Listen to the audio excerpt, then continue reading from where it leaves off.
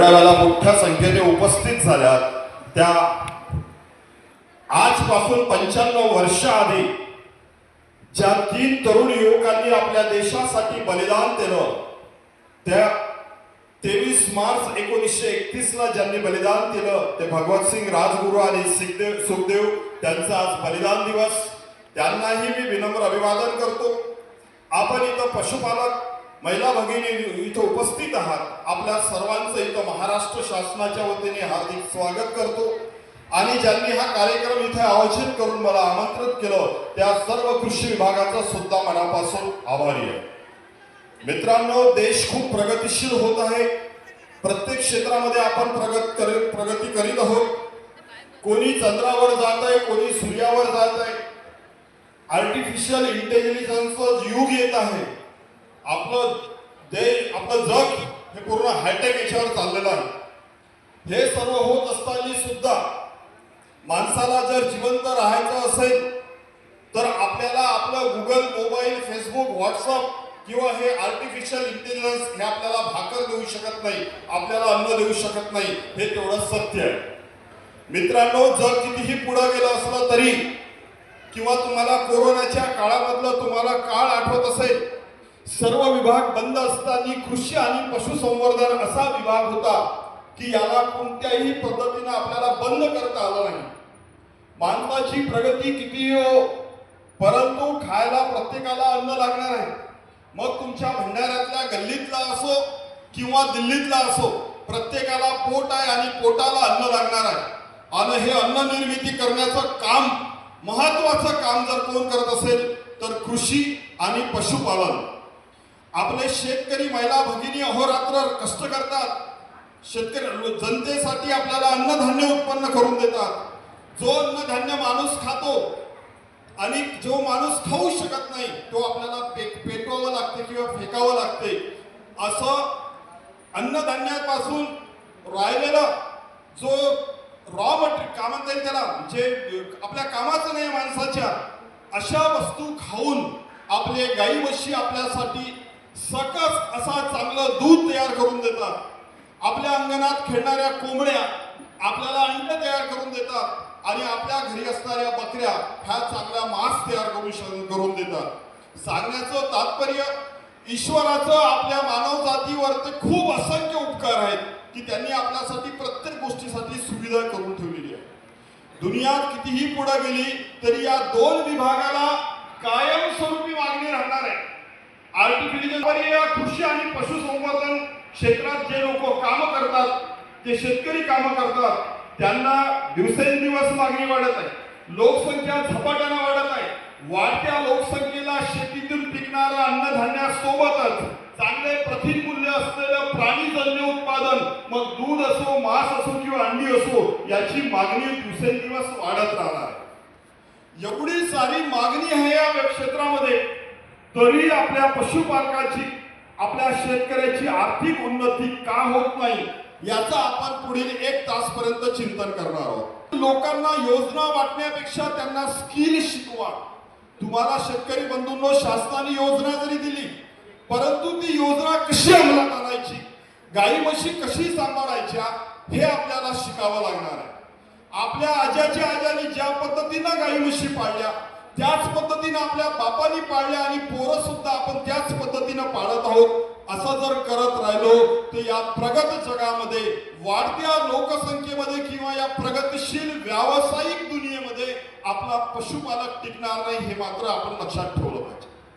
आपल्याला आता जनावर जे आपण सांभाळणार आहोत, गाई म्हशी शेळ्या जे सांभाळणार आहोत, आधीच्या काळामध्ये लोक शौकासाठी किंवा प्रतिष्ठेसाठी सांभाळायचे। अमुक पाटलाच्या घरी 100 गायी आहेत, अमुक पाटलाकडे 4-5 बैलाच्या जोड्या आहेत। आताचा काळ तसा नाही आहे। आताचा काळ आपण गाई म्हशी शेळ्या कोंबड्या ठेवताना प्रत्येक टप्प्यावर आपल्याला हिशोब मांडावा लागणार आहे। हा धंदा आपल्याला नफ्यामध्ये आणावा लागणार आहे।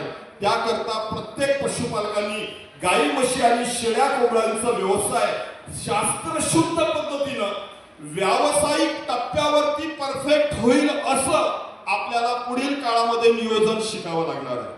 मित्रांनो, आपण गाई म्हशी पाळतो परंतु त्या गाई म्हशीला काय लागतं याचा कधी विचार करत नाही। आपण जे ठरवतो ते गाई म्हशीला देतो, परंतु गाई म्हशीला काय आवश्यकता आहे की ज्याच्यामुळे तिचं आरोग्य चांगलं राहील, ती दूध चांगलं देईल आणि दरवर्षी गाईच्या गोठ्यामध्ये पाळणा हालेल, म्हणजे दरवर्षी गाईला पिल्लू होईल, असा नियोजन जे शेतकरी करू शकतील त्याला हा धंदा नक्कीच नफ्याचा राहणार आहे.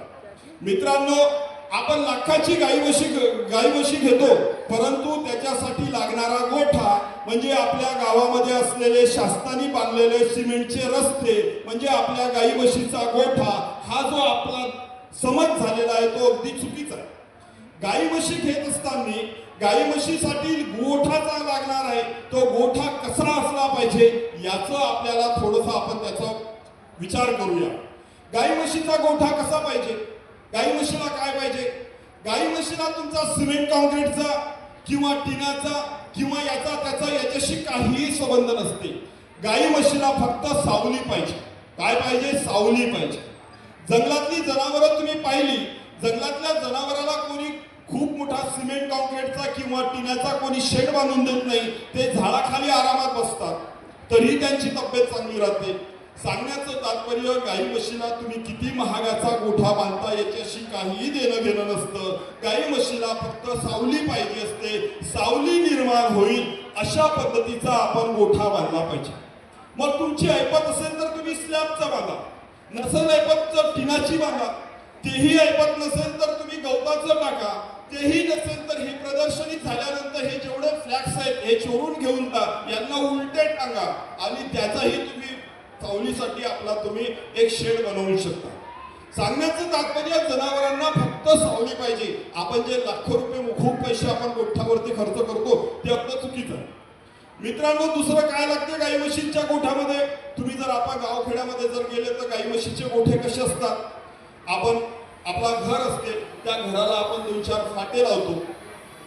ते गाई म्हशी आपण नवसाच्या गाई म्हशी घेतल्या, एवढ्या किमती गाई म्हशी घेतल्या, आपल्या गावातल्या लोकांच्या नजरा चांगल्या नाही आहे. माझा चांगला लोकांना पाहूनच होत नाही म्हणते. आपल्या गावातल्या बायकांच्या नजरा चांगल्या नाहीये, डीट लागतं म्हणते. म्हणून आपण काय करतो, त्या गोठ्या त्या जनावरांना असा कोंबून ठेवतो. माहिती आहे ना, कोंबून ठेवतो. जनावरांचं आपलं गावातलं शेड पाहिलं तर एकदम असे खाल शेड असतात, म्हणजे गाय उभी राहिली तर गायीच्या पुढं गायीच्या पाठीवर 2 ते 3 फूट 4 फूट पर्यंत तेवढी शेडची हाईट असते. याचा दुष्परिणाम असा होतो की गाई म्हशी गोठ्यामध्ये बांधलेल्या आहेत, गाई म्हशी लघवी करतात, गाई शेण करतात, लघवीमधून अमोनिया वायू तयार होतो, शेणातून मिथेन वायू तयार होतो आणि श्वासोश्वासाद्वारे कार्बन डायऑक्साईड तयार होतो.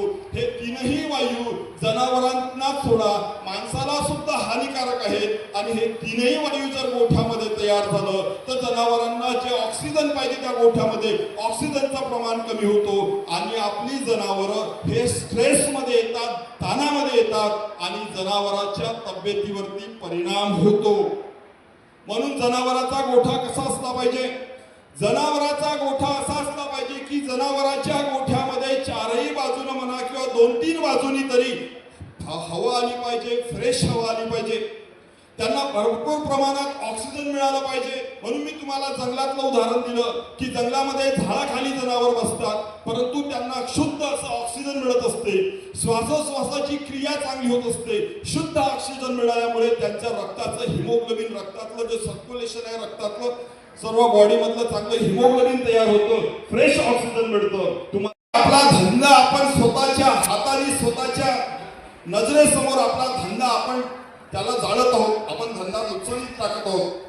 म्हणून जनावरांचा गोठा बांधत असताना त्याची उंची 10 फूट 15 फूट 20 फूट तुम्हाला जेवढं शक्य आहे तेवढी त्या जनावरांच्या गोठ्याची उंची आपण केली पाहिजे. दुसरा महत्वाचं कसं आहे, जनावरं लघवी करतात गोठ्यामध्ये, जनावरं शेण करतात, गोठा आपला वारंवार ओला राहतो. मित्रांनो, मी तुम्हाला जंगलातली उदाहरण दिली किंवा भंडाऱ्यातली तुम्ही संध्याकाळी जनावरं पहा, कोणताही जनावर ओल्या ठिकाणी अस्वच्छ ठिकाणी बसत नाही. तुम्ही जर भंडाऱ्यातली जनावरं पाहिली तर ते तुम्हाला सिमेंट कॉन्क्रीट वरती येऊन बसतात, चांगल्या ठिकाणी येऊन बसतात. आपल्याला वाटते भंडाऱ्यातली जनावरं हे हेकड ॲव्हेटर रस्त्यावर येऊन बसतात. कोणत्याच प्राण्याला ओल्या जागेत बसणं आवडत नाही. अस्वच्छता ही कोणत्याही जनावराला आवडत नाही. तुम्हाला एखाद्या वाघा जंगलातली एखादी तुम्ही रानमैस चिखलाने भरलेली दिसणार नाही, तुम्हाला एखादी हरीण अशी हाळकुळी दिसणार नाही, तुम्हाला वाघाच्या तोंडाला मांस लागलेलं कधी दिसणार नाही, तुम्हाला कुठलाही प्राणी तुम्ही जंगलातलं पहा ते दिसत नाही. आपली घरची जनावरं हे बिचारी मजबूर आहेत, त्यांनी तुम्ही बांधून ठेवलं, ते मजबूर आहेत, त्यामुळे जिथे लघवी करणार, जिथं शेण करणार तिथंच ते बसणार, त्यांची मजबुरी आहे. म्हणून एक लक्षात ठेवलं पाहिजे, गोठा बांधत असताना गोठ्यामध्ये सकाळी 2-3 तास, सायंकाळी 2-3 तास सूर्याची किरणं आपल्या गोठ्यामध्ये आलेली पाहिजे. आपण वास्तुशास्त्रानुसार घर बांधतो, वास्तुशास्त्राचे इंजिनियर सांगतात की आग्नेय दिशेला स्वयंपाक खोली आली पाहिजे. का सांगतात? कारण आग्नेय दिशेला आपली स्वयंपाक खोली असते, दिवसभर काहीतरी स्वयंपाकाचं तिथं बनत असते, ती खोली ओलसर होत असते, त्याच्यामध्ये झुरळ, मुंग्या, बरेचसे कीटक होत असतात. आग्नेय दिशेची सूर्याची किरणं जर पहिल्या किरणं आली तर त्याच्यामुळे ती स्वयंपाक खोली सुकली जाते. दुसरी गोष्ट, त्यातले ते जे मायक्रो ऑर्गॅनिझम जे तयार होतात त्या सूर्याच्या किरणांनी मरतात. म्हणून आपला गोठा सुद्धा बांधत असताना सकाळी 2 तास, संध्याकाळी सूर्य मावळत असताना 2-3 तास असा सूर्यप्रकाश जर आपल्या गोठ्यामध्ये आलं तर सूर्य हा रोगनाशक आहे, रोग जंतूचा नाश करणार आहे. ऑटोमॅटिक नैसर्गिकरित्या आपला गोठा सुकेल. आणि ज्याचा गोठा सुकला त्याला एक लक्षात ठेवलं पाहिजे, सुकल्या गोठ्यामध्ये कुठलेही micro organism, bacteria, virus, worms किंवा छोटेसे ते गेचुड्या, गोमाशा अशा तयार होत नाही. म्हणून गोठा हा नॅचरली सुकला पाहिजे, अशी व्यवस्था आपण आपल्या गोठ्यामध्ये केली पाहिजे. मित्रांनो, गोठा ही संकल्पना खूप महत्वाची आहे. आपण काय करतो, आपल्या घरी जागा असते तरी ग्रामपंचायतनी बांधलेले सिमेंटचे रस्ते म्हणजे हक्काची जागा समजून आपण ते जनावर रस्त्यावर बांधतो. मित्रांनो, समजा रस्त्यावरती बांधून ठेवलं आणि तुम्हाला रोज तिथं जेवण आणून दिलं आणि तिथंच सर्व करायला लावलं तर जमेल का? नाही. कारण आपली जनावर जर आपण रस्त्यावर बांधली, दिवसभर वेगवेगळ्या प्रकारची लोक तिथून जातात, वाहनं जात असतात, वाहनांचा आवाज, लोकांचा आवाज, त्या जनावराची बैठक तितकी वेळ होत नाही. तो जनावर उठते बसते, लोकांचा त्रास, याचा दुष्परिणाम होतो की असा होतो की गायीची जी नैसर्गिक चयापचयाची क्रिया आहे त्याच्यावरती खूप मोठा विपरीत परिणाम होतो. आपलं पोट आणि जनावराचा पोट याच्यामध्ये फरक आहे. आपल्या पोटामध्ये एकच कप्पे असते. जनावराच्या पोटामध्ये 4 कप्पे असतात. पहिला कप्पा याला रुमेन म्हणतात किंवा कोठीपोट म्हणतात, दुसरा कप्पा रेटिकुलम म्हणतात, तिसरा कप्पा ओमॅझम आणि ॲबॅव्हझम, असे 4 कप्पे आहेत. तुम्ही पाहिले असेल, जनावराला आपण जेव्हा खाद्य देतो, जनावर काय करते, गपागपा खाते, एका पहिल्या पोटामध्ये जमा करते आणि मग आरामात बसते आणि त्याच पोटातलं परत तोंडामध्ये काढते आणि त्याची चरवण करते. त्याच्यामध्ये लाळ मिसळतो, लाळेद्वारे कार्बोनेट्स तिथे मिसळतात आणि मग ते दुसऱ्या पोटामध्ये ढकललं जातं. हे क्रिया जनावर रोज 16 ते 18 तास करत असते. मित्रांनो, आपण जनावर रस्त्यावर बांधल्यामुळे ही त्याची क्रिया होत नाही आणि त्याच्यामुळे दूध तयार होत नाही आणि दुधाला फॅट मिळत नाही. रस्त्यावर बांधलेल्या जनावरांची वारंवार ऍसिडिटी वाढते. साईड इफेक्ट होतो की खाल्लं घाटा, आपलं म्हणतो ना, खाल्लं घाटा अंगाला लागत नाही म्हणते. माई सासू मोठी कळक आहे म्हणते, खाल्लं तिच्या पायी ते खाल्लं घाटा अंगाला लागत नाही म्हणतो ना आपण असं गावखेड्यामध्ये. का? कारण तिच्यामुळे आपल्याला स्ट्रेस आहे, दबाव आहे. या लोकांपायी, रस्त्याने जाणाऱ्या लोकांपायी तुमच्या जनावरावरती तो स्ट्रेस आहे. त्याच्यामुळे खाल्लेलं त्या जनावराला पचत नाही आणि जसाच्या तसा शेणामध्ये येतो. याकरता आपण जनावरं अशा ठिकाणी बांधली पाहिजे की त्यांना निश्चिंत असावं, कोणाचाही त्रास नसावा, आरामात बसतील आणि कवरी करतील अशी त्याची व्यवस्था असावी.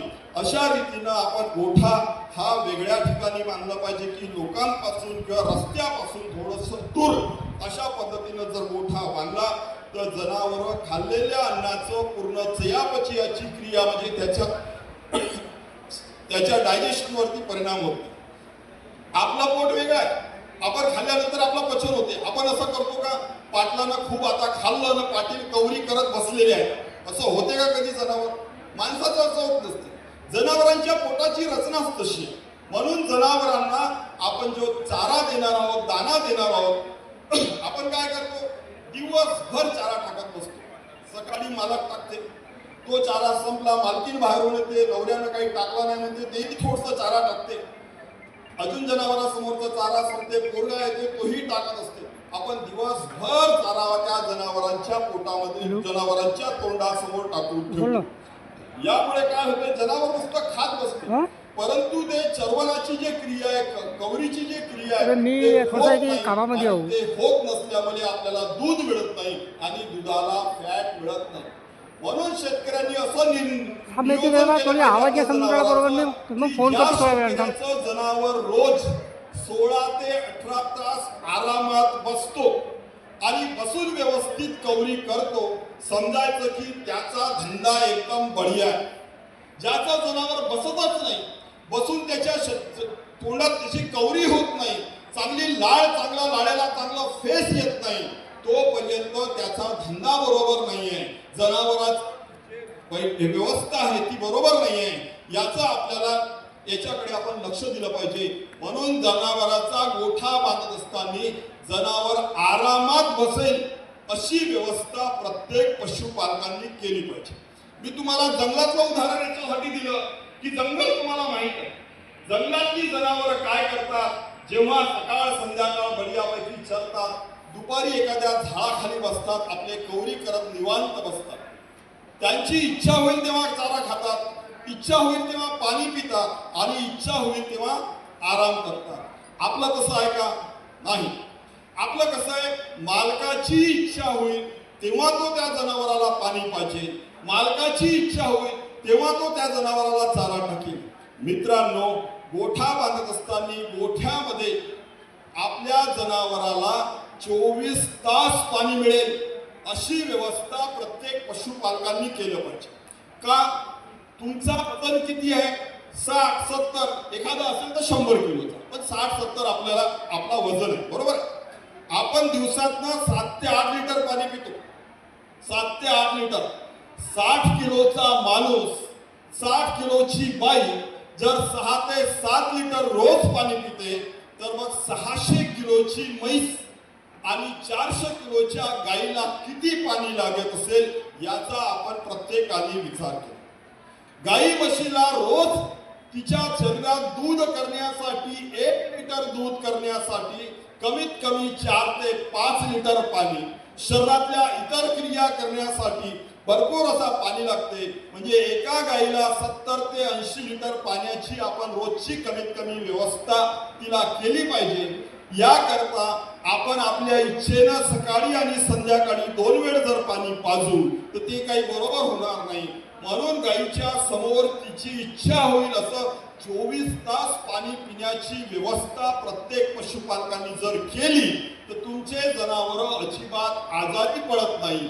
आजारी तर पडणं सोडा, तुमचा जेवढा आता दूध आहे त्या दुधामध्ये 10 ते 20% वाढ झाल्याशिवाय राहणार नाही. दुसरी गोष्ट, तुमची गाय जे वेळेवर माझावर येत नाही, माझावर आली तर थांबत नाही, नुसती पाण्याची तरी चांगली व्यवस्था केली तर तुमच्या गाई म्हशी वेळेवर माझावर येतील, आलेलं माज चांगलं दाखवतील आणि त्या कृत्रिम गर्भधारणेनं आपण भरण्यासाठी आपण सज्ज होऊ. याकरता प्रत्येक पशुपालकांनी आपल्या गाई म्हशीच्या जवळ 24 तास पाणी पिण्याची व्यवस्था केली पाहिजे.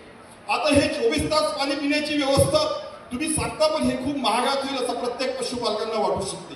खूप काही मोठं इथं रॉकेट सायन्स आहे असं काही नाही. प्रत्येकाच्या घरी पाण्याची टँक असते, घरामध्ये आपल्या घरावरती पाण्याची टँक असते. त्या टँक पासून एक पाईप खाली काढायचं आणि आपल्या जनावरांच्या समोर भांडे लावायचे, छोटे छोटे पाणी पिण्याचे. तेही नसेल तर मग एक सर्रास अशी डोंगी बांधायची, त्याला तो पाईप जोडायचं. प्रत्येकाच्या गावामध्ये नळ फिटिंग करणारे लोक आहेत. तुम्ही सर्वांनी कंबोट संडास पाहिले असेल. कंबोट संडास माहिती आहे ना, ते वरती बसण्याचे, त्याच्यावरती एक डबकी असते. त्या डबकीला उघडून पहा, त्याच्यामध्ये एक बॉल असते. त्या बॉलची किंमत जास्ती असते मार्केटमध्ये 100, 150 नाही 200 रुपये, याच्यापेक्षा जास्त तो महाग नाही. आपल्याकडे डिझेलच्या टँक असतात किंवा कुठल्याही असा एक मोठ्या टँक एखादी घेऊन त्याच्यामध्ये तो बॉल त्या नळ फिटिंग करणेवाल्याला असं फिट कर म्हणायचं की जनावरांना पाणी पिलं की तेवढंच पाणी तिथे ऑटोमॅटिक येईल. तुम्हाला पाण्यावर सोडायचं आहे, पाटील गावाला गेले, मला जनावरांना पाणी पाजायसाठी कोणाची तरी सोय करणं याची गरज नाही. जनावर जेवढं पाणी पिएल तेवढं पाणी तिथे ऑटोमॅटिक येईल. जनावराला 24 तास पाणी मिळेल. याकरता अशा पद्धतीनं आपण आपल्या गोठ्यामध्ये 24 तास पाणी पिण्याची व्यवस्था आपण करू शकतो आणि ते प्रत्येक पशुपालकांनी केलं पाहिजे. उन्हाळ्यामध्ये जनावरांच्या शरीरामधलं पाणी श्वासोश्वासाद्वारे, दुधाद्वारे आणि विकृत बाष्पीभवनाद्वारे असं भरपूर पाणी त्यांच्या शरीरातलं कमी होतं आणि हे पाणी जर कमी झालं शरीरातलं, जनावर धापा टाकते. जनावराच्या नाकातून सुद्धा एक शेंबळासारखा पदार्थ बाहेर येतो. जनावराला अपचन तयार होते, शेण घट्ट येते. केलं जातं. दुसरं महत्वाचं, गोठ्यामध्ये गव्हाण. आपला विषय सुरू आहे फक्त गोठा. ज्या पद्धतीनं आपण ठरवतो की आपल्याला घर पाहिजे, त्याच पद्धतीनं आपल्या जनावराला नुसता गोठा जरी चांगलं केलं तरी आपण या व्यवसायामध्ये 30 ते 40% यश आपण मिळवलं हे समजून जायचं. परंतु आपले गोठेच बरोबर नाही. तुम्ही कुठल्याही गावखेड्यामध्ये जा, गव्हाण नावाची ही पद्धत दिसत नाही. गव्हाण याच्यासाठी पाहिजे की आपण बहुमोल महागाचा चारा त्या जनावराला देतो आणि जर आपण नुसता जनावर तो चारा खाली टाकलं की जनावर पायानं किंवा इतर गोष्टीनं तो अर्धा चारा खराब करतो. म्हणून आपण जर जनावराच्या पुढं गव्हाण केली आणि गव्हाणही बांधत असताना ती शास्त्रशुद्ध असलं पाहिजे.